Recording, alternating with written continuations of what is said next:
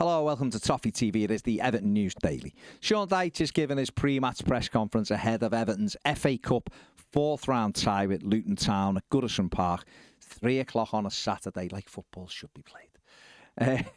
The manager was asked for an injury update. The Blues squad is stretched at the moment.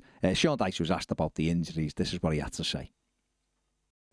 Unfortunately, we lost Andre, so we're waiting on news on how long he'll be out. But very unlikely for this weekend. Excuse me. Seamus probably not for this weekend. Youngie got through a game last night, 75 minutes, which was good news, but probably not for the weekend. And obviously Duke's a bit longer term. So unfortunately, the games programme eventually, probably, you can't actually define it for sure, but somewhere down the line, these injuries often seem to be after a heavy game schedule. So that's the way it goes. But we'll work with what we've got and continue and keep pushing forwards. It never rains, it pours, doesn't it? We can't seem to catch a break with these injuries. Let's hope those players are back sooner rather than later. The questions moved on to Ben Godfrey, who's been the subject of a lot of speculation of late. He's not really been included in starting lineups by Sean Dyche. The manager was asked about Ben's situation, and this was his answer to that one. No, Ben's going along very well. His professional attitude is outstanding here. He's well thought of in the group. Hasn't had as much game time. He's frustrated by that quite obviously. But not in a sense of any, I must make clear, not frustrated with me and the situation. He's frustrated to not play. But he's a fantastic pro and he continues pushing himself and the group, and that's what kind of guy he is. Off the back of that, inevitably, Sean Dyche was asked about players coming in. The transfer window runs till Wednesday at 11 p.m. Everton, in my opinion, need to bring in at least one player. I know it doesn't look like there's going to be any kind of permanent signings, but certainly the squad could do with help.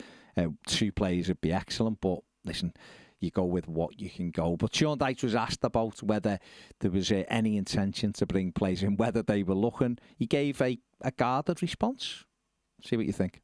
We want to keep all the best players here, the best we can, and make sure we're trying, even though it's tricky circumstances, that's clear, trying to kind of at least manage the group that we've got and then build on it where we can if the right situation occurs, where there can be some form of getting a deal done. But obviously it is quite a difficult window. We've seen that not just for us, we've seen that with the amount of money spent compared to other windows. Very, very low at the moment. I think it's circa 38, 40 million, something like that, which historically is very, very low. If there are any incomings, would it have to be loan deals, Sean? Well, very likely, I would suggest, yes. Anybody in the frame in terms of positions? Loads.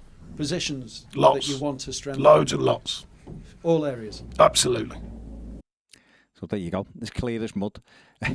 He did say we were after everyone, so let's be positive. But no, I think Everton will wait until late on deadline day to try and bring in some reinforcements. I think it is obviously difficult given the financial constraints, given the PSR stuff, but the club aren't stupid, I don't think, and they will be trying to bring players in to give the manager a hand as we move forward and try and, we've got other things coming up, haven't we? The charge, the appeal, that kind of thing. So getting a couple of extra players and it's certainly freshen up the whole place and give the manager more options, which is what he needs, really.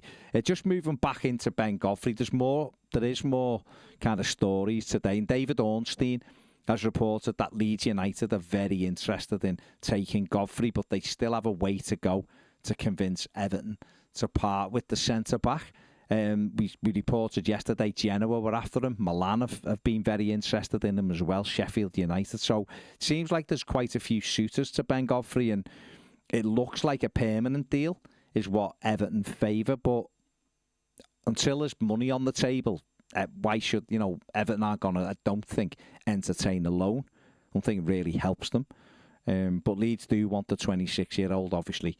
The 49ers, their owners or part owners, whatever, are trying to back Daniel Farke as much as they can as they try to chase down those automatic promotion places. And Ben Godfrey is apparently a name that is very high on their list, despite Leeds doing quite well since the turn of the year, defensively anyway.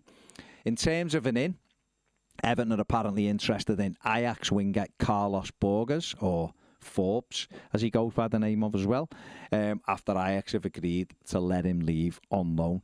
They only bought him in the summer. Obviously, West Ham were very close to taking him.